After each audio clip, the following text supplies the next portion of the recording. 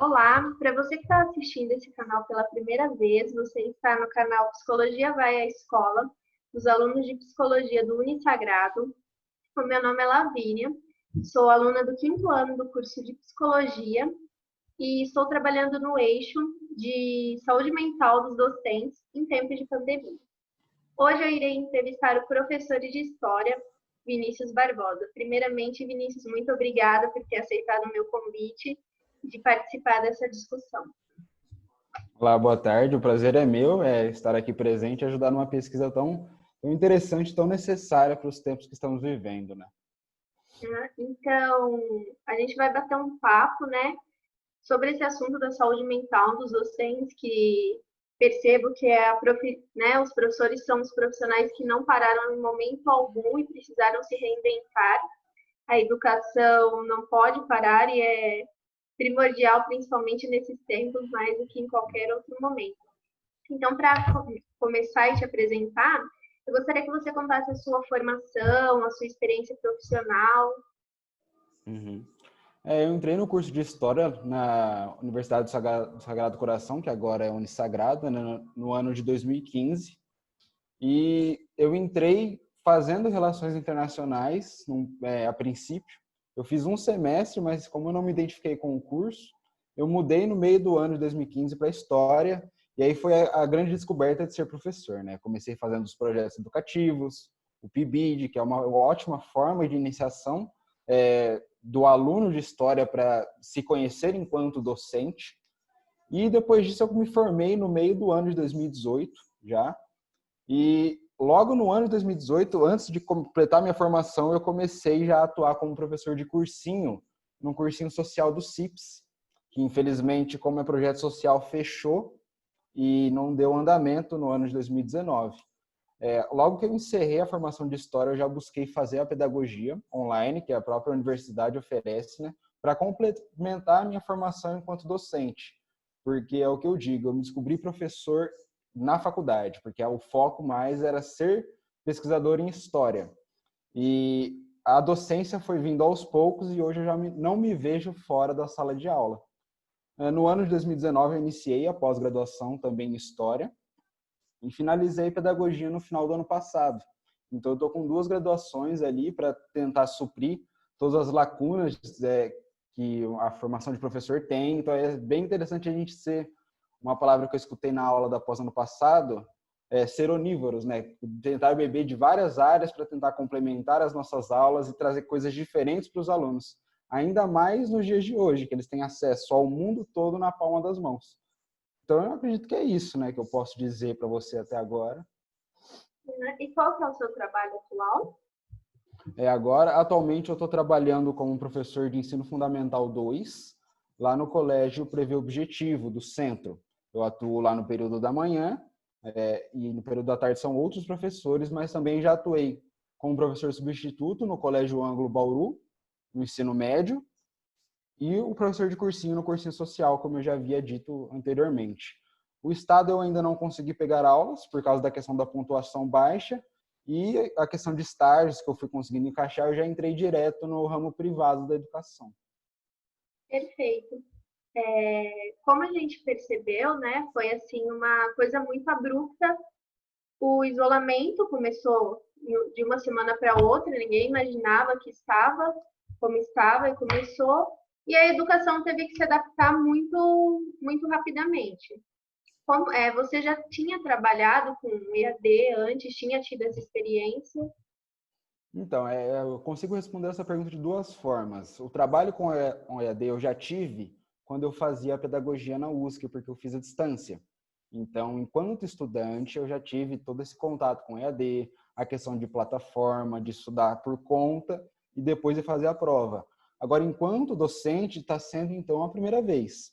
Só que, desde o ano passado, do finalzinho do ano passado, a escola já tinha formalizado uma parceria com a Google. Então, nós, desde o ano passado, já estamos fazendo alguns treinamentos nas plataformas, o que foi de uma coisa muito benéfica, porque quando teve a questão do isolamento, nós já estávamos, então, bem preparados para suprir as necessidades dos alunos e da própria escola.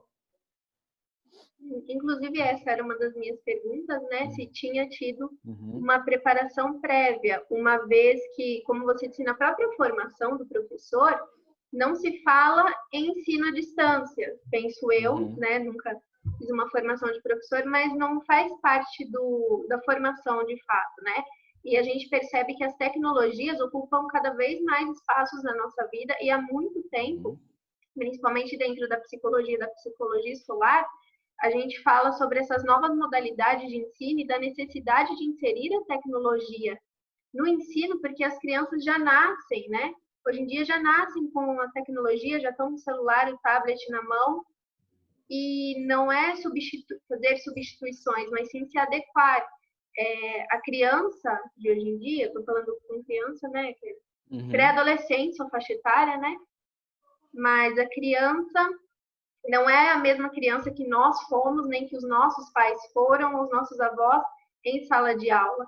Não é fácil para eles que têm tantos estímulos ficar sentado somente ouvindo. Então, cada vez mais, eu penso que depois do isolamento, vai se tornar muito mais frequente essa utilização das tecnologias para o ensino, né? Então, por isso que é assim imprescindível ter essa preparação no trabalho do professor. Sim. Sim, na graduação mesmo, não teve uma matéria voltada justamente para isso. Haviam as metodologias ativas e tudo mais. E aquilo, ser professor a graduação te dá uma base, mas você tem que estar vivendo ali para aprender. E essa questão da escola foi um jogo de sorte, eu digo assim, porque fechou para a gente tentar já modificar a questão do estudo, trazer as tecnologias para dentro da sala de aula. Então, tem toda a facilidade do ramo privado nessa questão. Então, cursos foram sendo concedidos aos professores para que a gente se habituasse à plataforma do Google. Alguns professores mais antigos começaram a sofrer com essa adaptação, então a gente teve que também se organizar entre os próprios professores para ensinar os professores mais antigos, algo que a pandemia, no caso, nos proporcionou muito bem, porque a gente estava, enquanto grupo, não tinha como nós, eu e alguns professores mais jovens, deixar os mais velhos desamparados nessa questão. Então, para além da tecnologia sendo usada em sala de aula, entre os próprios professores também, nós tivemos que, como que eu posso dizer, romper alguns obstáculos, sabe? Algumas resistências que alguns tinham, mas no final tudo deu certo, né? E como essa parceria foi formalizada logo no final do ano e a gente começou uma formação em janeiro, logo que voltamos às aulas, o sistema foi se adaptando e a gente já foi trabalhando algumas questões online, enquanto ainda estava o ensino presencial, com algumas ferramentas, plataformas. Então, quando entramos em quarentena, os próprios alunos já estavam, de certa forma, habituados com essas questões. Então, sofremos sim, mas sofremos muito pouco. Fator preponderante da questão da antecipação da escola, do planejamento da própria escola, né? E eu achei muito bonito isso que você falou, dessa ajuda dos professores mais jovens com os professores mais velhos, porque tem muito isso, né, da experiência, de como os profissionais mais velhos, que estão há mais tempo no mercado nesse sentido, têm muito a oferecer aos mais jovens, mas que a gente percebe também que os mais jovens podem agregar muito e auxiliar os mais velhos quando tem esse, como eu posso dizer, esse encontro dos mundos, né? Do novo mundo, do velho mundo, da tecnologia com a vivência da não tecnologia. Então é muito bonito isso, quando pode ser vivida de uma maneira bonita, a fim de auxiliar, né? Sem essa coisa de, como eu posso dizer, sem competição, sem uma hierarquia negativa. Sim, sim. Mas é aquilo, né? Nós todos estávamos no mesmo barco, então, ao invés dessa competição que você bem disse, era muito mais benéfico para todos, seria muito mais proveitoso que a gente de fato se unisse. Porque a escola a gente caminha junto, e não só nós juntos enquanto equipe de docentes, equipe diretiva, mas juntos enquanto nós, professores, alunos. Então, se a gente não conseguir habituar as aulas de todos os professores para essa nova realidade, os alunos também vão sofrer. Então, o nosso papel enquanto docente, além de se adaptar às adversidades da sala de aula, também se adaptar às adversidades que o mundo traz para a gente. Sim. E quais foram, assim, para você a primeira sensação, esses primeiros sentimentos quando você soube que teria que trabalhar totalmente à distância, que ia continuar o ensino, como, né, teve escola que já entrou de férias de pronto, que algumas cancelaram. Como que foi essa trajetória até o momento de agora e como você se sentiu com tudo isso, né? Eu lembro que nós entramos a quarentena foi no final de março, né? Nós já paramos as operações da escola e eu me lembro da fase de negação, né? A gente entra numa fase de negação, não, eu sou professor de sala de aula, não, eu não quero entrar, não, eu não vou conseguir me habituar, e todo aquele medo, aquela resistência. Só que no começo foi algo muito complicado, porque o sistema que a gente estava fazendo estava ficando um pouco bem oneroso para os professores. A gente estava tendo que gravar aulas, postar aulas, encontrar os alunos uma vez na semana só, para tirar todas as dúvidas das semanas. Então a gente estava gravando aula direto. E como foi assim, justo o que você falou de uma vez que aconteceu a situação, o cronograma a gente não tinha planejado direito, foi sendo tudo feito assim às pressas, tudo atrasado, né? Porque a gente não tinha como se preparar a esse rompimento do ensino presencial de uma vez. Então, o começo ele foi de fato bem complicado. Então, com a questão da quarentena no estado, não sabia se voltava ensino, se não sabia no mês de abril, as escolas preferiram dar férias aos professores. Então, nós ficamos o mês de abril inteiro sem dar aula, sem entrar em contato com os alunos. E foi um mês complicado, né? Porque a gente estava acostumado já a conviver e tal. Foi um mês que a gente ficou realmente isolado. E agora falando no meu caso, foi difícil porque é aquilo, né? A gente não encontra nada para fazer, ficando trancado em casa. E eu sei que de um período para frente de abril, mais ou menos na segunda quinzena, eu consegui já começar a rever meus cronogramas, já comecei a organizar melhor o meu planejamento, que aquela fase da resistência, da negação foi passando. A gente foi começando a se acostumar com essa nova situação. Então, eu me lembro que a partir da segunda semana de abril, eu já comecei a mexer nos cronogramas, já pensar nas aulas, em como voltar a pensar em atividades, né? Porque a produtividade cobrada logo de início não foi atendida, porque era uma coisa totalmente nova para todos nós. Então, só depois do meio de abril que eu me lembro que eu comecei a me organizar melhor com toda essa situação. Explorar os recursos que a escola ofereceu. Então, foi algo bem complicado no começo, bem difícil. E, né, aproveitando esse gancho que você trouxe, apesar desse canal ser de psicologia escolar educacional, vou trazer um pouquinho da clínica. Quando você fala dessa negação inicial, né? Então, li muito, pesquisei muito a respeito disso, sobre os diversos comportamentos que a gente observa, né? No começo da quarentena, agora não sei mais que fase nós estamos, se é meio, se é, quem sabe, ainda um começo, um fim, a gente nunca sabe. Mas que a negação mesmo é uma maneira de elaborar o luto, uma vez que aquela vida que nós conhecemos, que nós tivemos, nunca mais vai existir. Né? Vai surgir, todos esperamos que em breve a vacina, os medicamentos, mas nunca mais vai ser o que um dia foi, né? Então a negação ela faz parte desse luto de que não, a gente sabe que não tá bem, não, mas tá tudo bem. Não, mas não é bem isso. E aí quando tem uma hora que você para e vê que não, é isso, e é muito sério, e é muito difícil, e a gente não vai sair tão cedo. Daí você começa a fazer um movimento interno, né? Esse movimento do psiquismo de sobrevivência, de pulsão de vida, de não, eu quero viver, eu preciso continuar a minha vida, né? Não dá para ficar estagnado, e eu acho que isso que faz essa movimentação de vou pegar os cronogramas, vou me organizar, vou ver como que eu vou fazer as coisas. Uhum.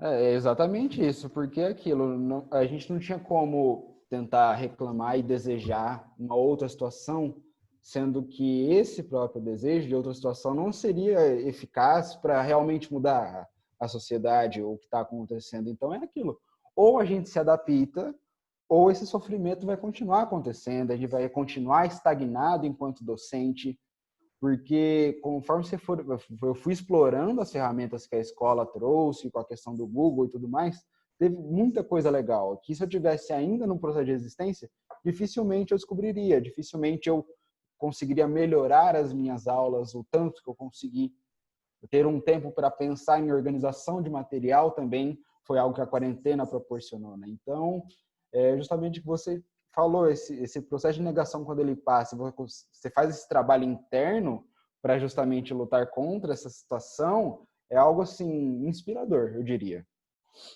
Sim. E essa coisa de criatividade do ser humano, né? De a gente, nos diversos momentos da vida, a gente precisa recriar e se reinventar.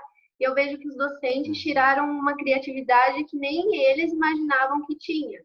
Sim, não só da videoaula, mas de como manter o aluno entretido, como tirar dúvidas, como tentar, mesmo que, né, impossível, mais abarcar todas as dificuldades e as subjetividades dos alunos. Uhum. Nas pesquisas que eu fiz, eu acho importante, né, ir discutindo o que foi sendo visto, não existe muito material sobre a saúde mental de docentes, mas em algumas pesquisas que já foram feitas, existe alguns dados bem marcantes de profissionais, como está sendo a vivência para os professores, de se preocuparem com alunos que já apresentavam algum tipo de déficit de aprendizagem, ou alunos que apresentam abusos em casa, então sabe que o aluno tinha essa vivência anterior Uhum. e agora o aluno está naquele ambiente, o professor não, né, não pode perpassar o seu lugar de educador nesse momento, não se auto-fazer, sabe que o aluno está sofrendo, precisa auxiliar, mas meio que fica de mãos atadas também, né? Então eu queria saber se você teve alguma preocupação, assim, não precisa falar casos específicos, mas para fazer esses movimentos com as individualidades dos seus alunos. A escola, nós temos, de certa forma, uma gama assim, de alunos com necessidades especiais, mais ou menos uns de 2 a 3 por série. Então, nós temos que, de fato, nos adaptar muito bem na questão presencial, pensar em estratégias para trazê-lo para dentro da explicação, provas adaptadas nós utilizamos dependendo do grau de necessidade do próprio aluno, atividades diferenciadas. Por exemplo, tem um aluno no período da tarde que ele não consegue nem acessar os meios digitais. Então, os professores da tarde estão realizando fichas de exercícios com explicações simples para ele e a família está passando, pegando na escola. Porque ele, de fato, não, mesmo vivendo essa nova geração, ele tem um grau tão alto de deficiência que ele não consegue, então, nem adentrar os meios digitais. Então, a gente está tendo que sofrer, eles, no caso, estão sofrendo e a gente está tendo que ver medidas para melhorar essa situação, né? E por mais que, às vezes, a criança esteja em casa com os pais, na escola, às vezes, ele soltava com os colegas, vinha, conversava, abraçava. Então, essa falta de contato, eles sentem bastante falta. O que há nas lives, é difícil a gente não dar risada, brincar com coisas que não tem nem nada a ver com o conteúdo, porque eles estão sentindo essa própria falta. E agora o nosso desafio da escola para essa semana está sendo pensar numa forma de realizar reunião de pais, porque está tudo online, não pode ser presencial, e a gente também não pode deixar de dar esse feedback para os próprios pais, para eles verem como os filhos deles estão nessa nova situação, a questão monetária também, se esse investimento que eles estão fazendo está de fato sendo proveitoso. Então, o nosso próximo desafio está sendo justamente esse, porque a escola sempre teve um contato muito próximo com os pais dos alunos. As psicólogas de lá sempre entram em contato quando tem problema. Então, essa nova situação da quarentena está nos exigindo justamente repensar até a nossa reunião de pais, para não deixar sem fazer. Porque é importante a gente ainda manter esse contato e informar os pais dos seus filhos e tudo mais. Então, mais uma vez, é um desafio que a gente vai ter que pensar em estratégias e vencer, para não deixar justamente isso, os alunos ficarem desamparados, as famílias ficarem desamparadas. E, você tocou num ponto muito importante, que é os pais, né? A relação dos pais com a escola, a participação dos pais com a escola, porque se a gente parar para pensar, os pais nunca estiveram tão presentes na escola quanto agora, porque eles veem os filhos estudarem, precisam ajudar com as tecnologias, principalmente dos menores, né, de certa forma, fazer essa monitoria, ver se o filho está fazendo a tarefa, ou em algumas escolas as tarefas, né, são enviadas, então os pais precisam auxiliar, acaba também tem uma exaustão dos pais, eu tenho visto muito isso, Uhum. diversas matérias foram divulgadas sobre essa exaustão dos pais de se tornarem coprofessores nesse momento, de certa forma, né? Eu achei muito interessante essa ideia de vocês de fazer, né, uma reunião com os pais, principalmente nesse momento. Daí a Agora, gente... não, pode Não, falar. não, pode falar. Não, pode falar.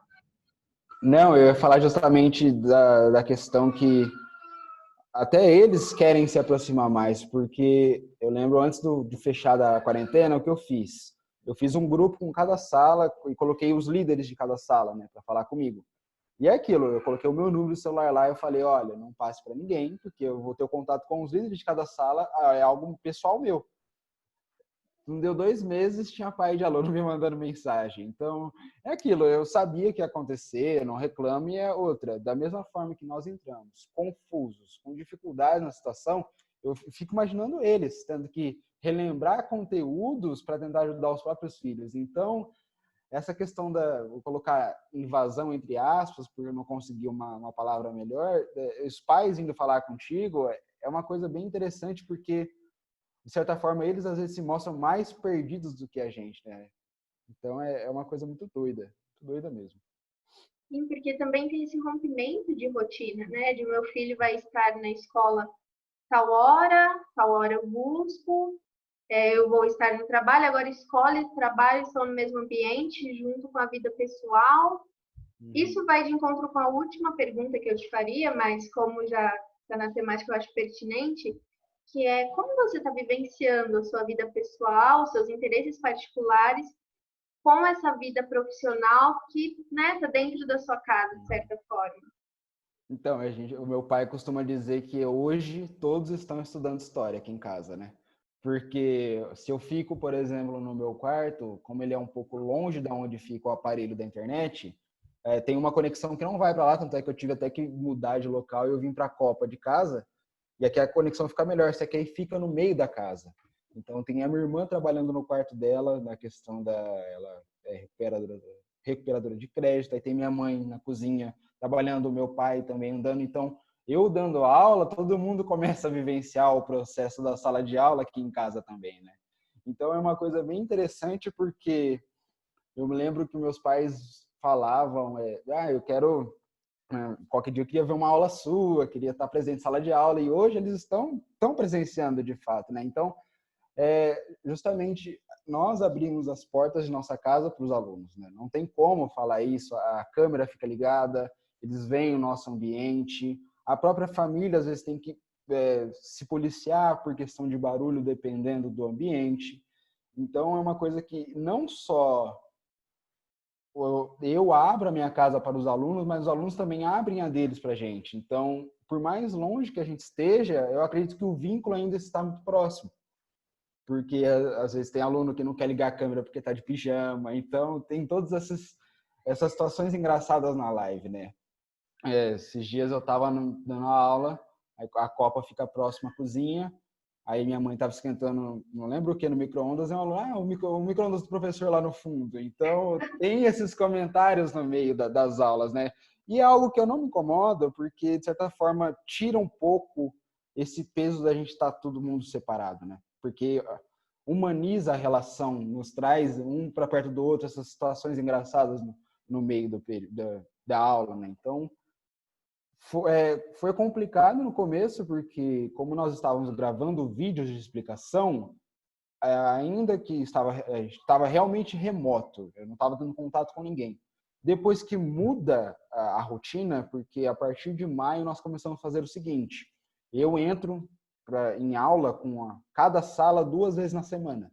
Então eu explico o conteúdo na hora, eu faço exercício com eles na hora, eu gravo a aula, posto, só que eles estão ali mais presentes do que se eu só gravar o vídeo e mandar para eles e mandar exercício. Estava realmente remoto. Agora, a gente está se aproximando mais e tentando, de fato, trazer a sala de aula para um ambiente virtual, né? Que é estar ali o ao vivo, que a gente costuma falar.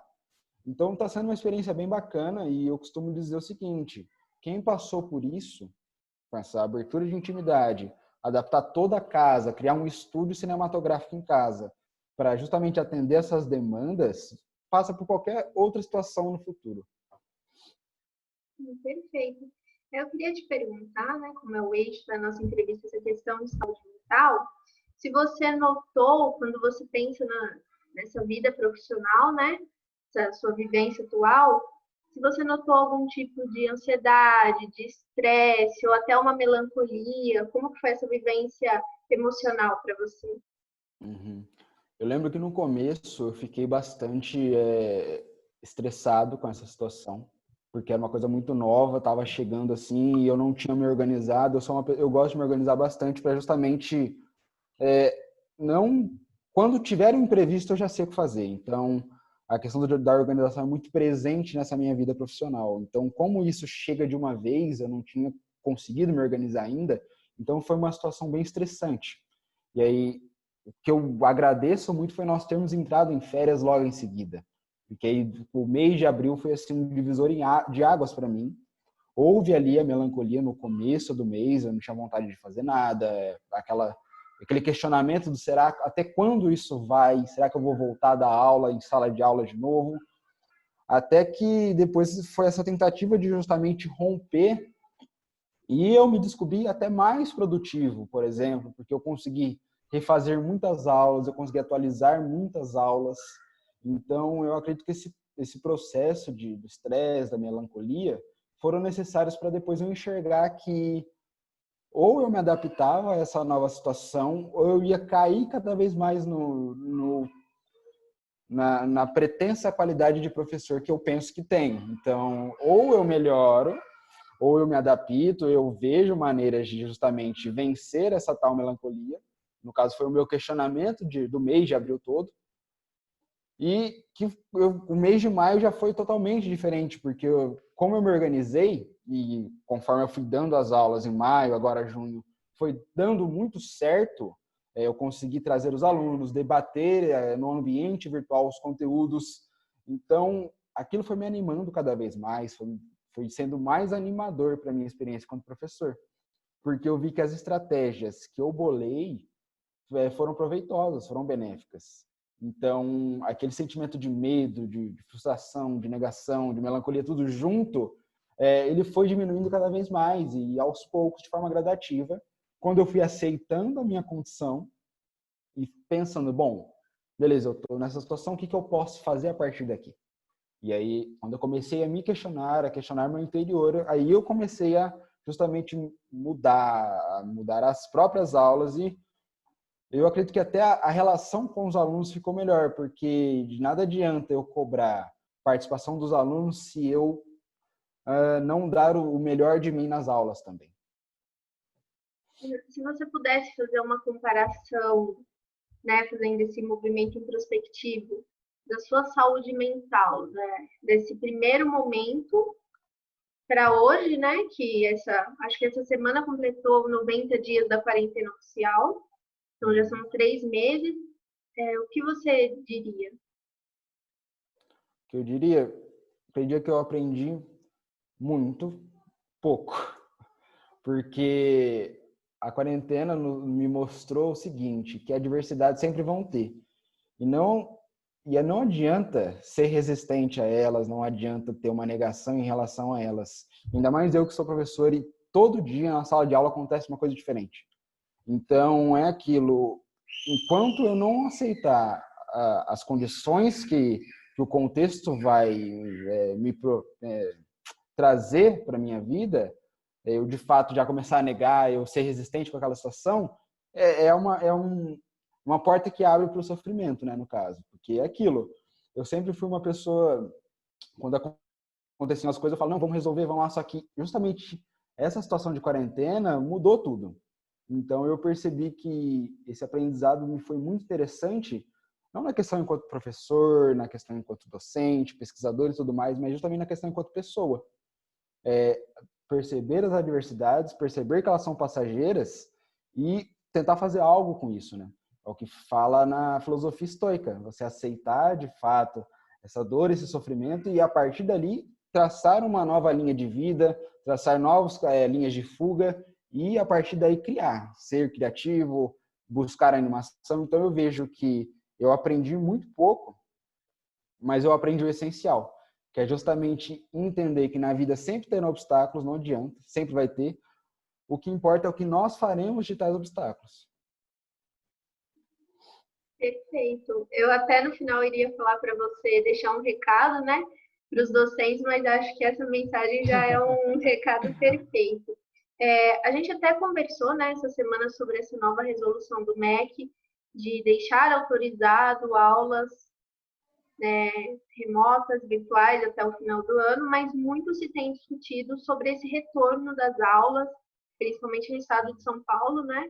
Como que esse plano São Paulo de retomada, esse retorno em agosto, como que vai ser, 20% dos alunos, rodízio de alunos, né? Nada ainda foi muito bem esclarecido e ontem eu estava vendo no jornal sobre uma reposição de conteúdos no ano que vem, mesmo que volte, que ocorra uma reposição dos conteúdos, enfim, eles trazem uma perspectiva financeira, mas o quão seria prejudicial os alunos não terem essa reposição desse ano, do que eles ficarem atrasados um ano, eles falam, né, desse ensino fundamental médio, ficarem atrasados um ano da vida profissional. Então, eu queria saber qual a sua percepção, né, como você se sente quando se pensa em retorno, assim, todas as esferas desse retorno para você, e sobre talvez uma possibilidade de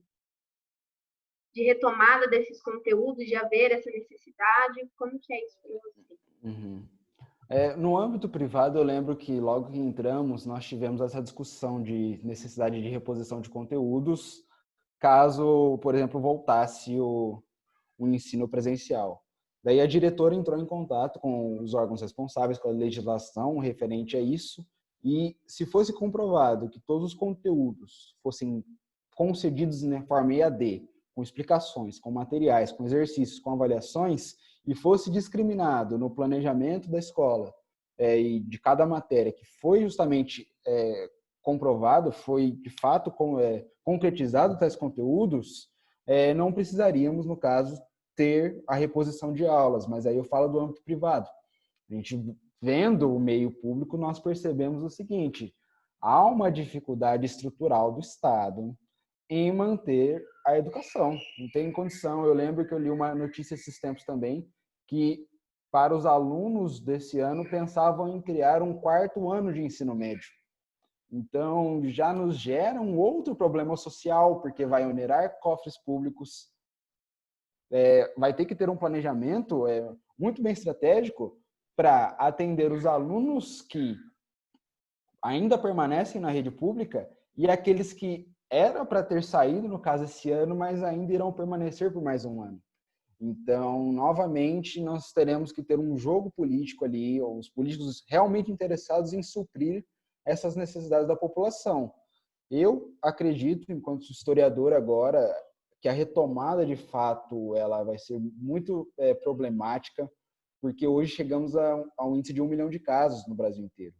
Então, dependendo de como está sendo feita essa reabertura, e eu não falo nem das autoridades competentes, eu falo justamente da própria população que não está respeitando as medidas de isolamento, né? Então, de que adianta todos pedirem a volta do comércio e quando volta o comércio eles não respeitam distância mínima, medidas de higiene, o uso de máscaras. Então, para essa questão social do Brasil, a gente percebe que há um problema que vai afetar muito a educação no ano que vem. Eu fico até triste de tentar fazer essa previsão, mas o ensino público ele já está complicado. Ano passado já estava, esse ano está, e eu acredito que para o ano que vem piora. É um pessimismo de minha parte, mas sendo também um pouco realista, né? Imagina pensar na criação de um quarto ano de ensino médio. E depois, como que vai fazer para tirá-lo da grade? Como que vai organizar as disciplinas, as ementas ou os PCNs? Então, é algo muito complicado, de verdade. Sim, eu não tinha, né, ouvido falar sobre esse quarto ano do ensino médio, mas estava acompanhando as discussões a respeito do adiamento do Enem, que parece que ficou sem resposta, agora sem ministro da Educação, mas estava tendo uma votação sobre esse adiamento, e a Parece gente... que... Desculpa, me Não, pode interromper. falar.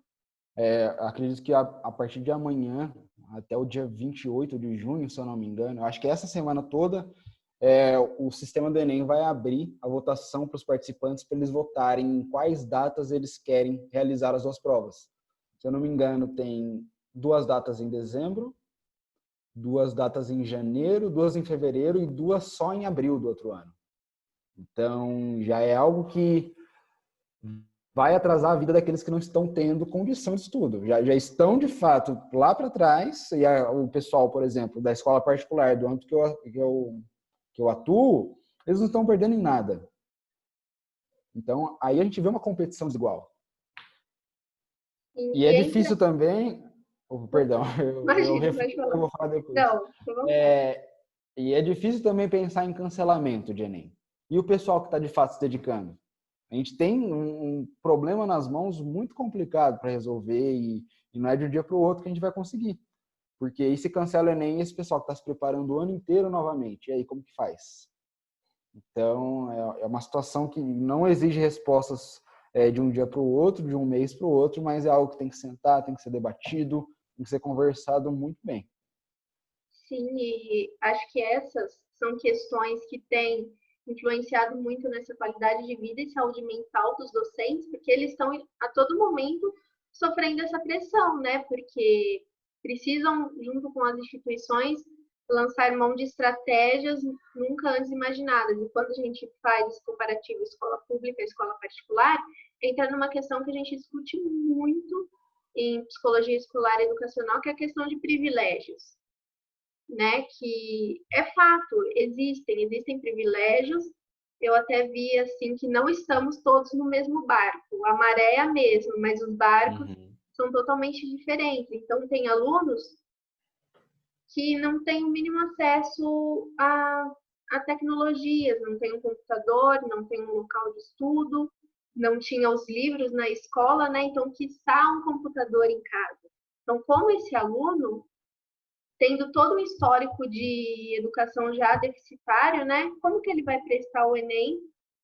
Mas também entra nisso, e os que tiveram essa oportunidade, não é uma competição igual, né?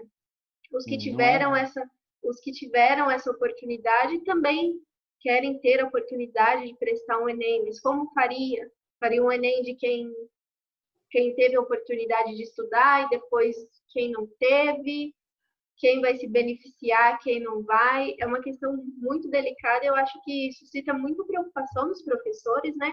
Até você, no caso, não tem alunos de escola pública, mas é impossível não se colocar e não pensar. Creio que você também tem colegas que atuam na rede pública. Toda essa vivência, né, que tem sido bem complicada, discussões têm sido geradas, alternativas ficam em branco, né? Exato. Essa questão, eu lembro que eu li também essa questão, estamos todos na mesma maré, eu só espero que o Brasil não esteja no Titanic. Mas essa questão justamente das competições, dos privilégios, ela é muito complicada, porque eu tive alunos no começo que estavam com dificuldades de acesso na escola particular. Se foi uma parcela mínima, imagina do meio público como que não está essa situação, é o que eu me questiono. E isso eu reflito muito porque eu estudei a minha vida inteira, todo o meu ensino básico foi em escola pública, desde a primeira série até o terceiro ano do ensino médio. E hoje eu percebo o seguinte, que eu entrando enquanto professor no ensino fundamental e vendo o trabalho dos demais professores, o trabalho do ensino fundamental foi melhor do que o ensino médio que eu tive quando eu estudei. Então, é uma situação muito complicada porque eu retorno para a sala de aula nunca tendo estudado no meio particular e com aquele meu dever de, beleza, já que eu não estou voltando para o meio público no qual eu estudei, eu devo, então, conscientizar os alunos dos privilégios que eles possuem.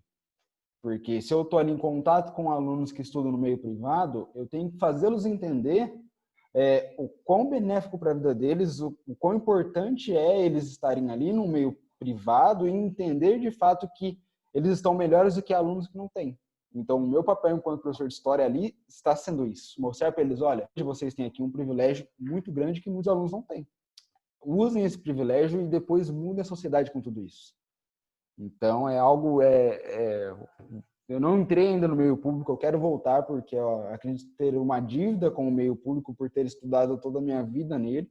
Só que enquanto eu estou no meio privado, acredito que o meu dever enquanto professor de história é esse. Fazê-los reconhecer o privilégio que possuem. E principalmente os professores de história têm sido alvos de memes, né, ultimamente na internet, quando se diz, imagina para os professores de história daqui uns anos tentar explicar o que foi 2022, né? Então, pensando daqui uns bons anos, como que você acha que essa sua experiência vai contribuir para a sua prática de ensino? Eu costumo dizer aos alunos que, no futuro, quando chegarem netos, filhos, falando, pai, mãe, avô, meu professor de história está ensinando sobre peste bubônica na Idade Média. Daí eles poderão sentar e falar, olha, eu vivi uma pandemia no ano 2020. Então, eu acredito que tem um historiador inglês, quer dizer, não tem mais, porque ele faleceu há alguns anos, ele falava que o historiador ele escreve a história do tempo presente, que é aquilo que, no caso, eu vou saber dizer do tempo atual a partir de minhas memórias, a partir de minhas leituras futuras. Só que eu escrevendo sobre esse tempo presente, eu vou colocar ali o fator subjetivo. Como eu vivi, quais os problemas eu enfrentei e como isso vai me ajudar na percepção enquanto docente. A hora que eu chegar para explicar aquilo, eu vou explicar de fato o que aconteceu, as construções de todo esse período, mas eu não vou conseguir tirar o fator humano, principalmente nesse evento que está afetando a nossa humanidade, né? A humanidade que eu digo não ela ao todo, mas a nossa própria, a nossa questão de empatia. Então, eu vejo que essa situação de pandemia, no momento que eu tiver que dar a aula sobre aquilo, eu vou tentar dar o meu melhor para preparar uma aula, não só trazendo os grandes fatos, como questão de uso de medicamentos, questão de crise de governo, mas como eu vivi, como eu venci as dificuldades, porque ali está o papel do historiador. Tem até uma frase famosa do Ernest Hemingway, que ele fala o seguinte, ele estava nas trincheiras da Primeira Guerra Mundial e um soldado pergunta para ele, você sabe quais os objetivos da guerra, que não sei o quê? Aí ele fala o seguinte, para mim não importa conhecer mais quem está do meu lado nas trincheiras. E é de fato isso, é eu falar para os alunos do futuro como nós, seres humanos, aprendemos com isso, como nós vencemos dificuldades com isso, mais do que pensar em crises sociais, crises gigantescas. Elas terão que ser explicadas, mas a consciência do fator humano é algo que sempre retorna para o trabalho do professor e para o trabalho do historiador. Então, eu queria agora fazer uma reflexão final para a gente fechar essa reunião, que com a sua fala, né, eu percebo que você conseguiu administrar muito bem a sua saúde mental, o seu trabalho, teve esse primeiro momento de negação, que é mais do que normal, mas tem conseguido se manter ativo, estruturado, produtivo no sentido de produção, de superproduções, né, que a sociedade muito cobra sobre isso, e que é reconfortante saber que você consegue ter essa vivência, né? Que, claro que a gente acabou de falar de privilégio, você tem o privilégio de ter esses recursos na instituição em que você trabalha, isso contribui muito, mas que é muito bom ver que essa persistência do professor, essa gana, esse amor pela profissão em ensinar, em dar o seu melhor, em se preocupar com os seus alunos e conseguir fazer essa reflexão, essa introspecção consigo mesmo, né, de ter tirado, estar tirando aprendizados sobre tudo isso. Isso eu reflito sobre a profissão de professor, que desde sempre admirei, quero muito ser professora, de que como essa profissão é muito mais importante do que as pessoas pensam, né? Que o professor ele não só ensina a história, a matemática, mas ele ensina a vida.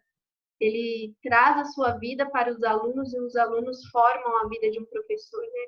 Que é uma profissão muito bonita, estamos cansados de saber que não é totalmente valorizada e que há necessidade, sim, dos psicólogos olharem com atenção para a saúde mental do professor.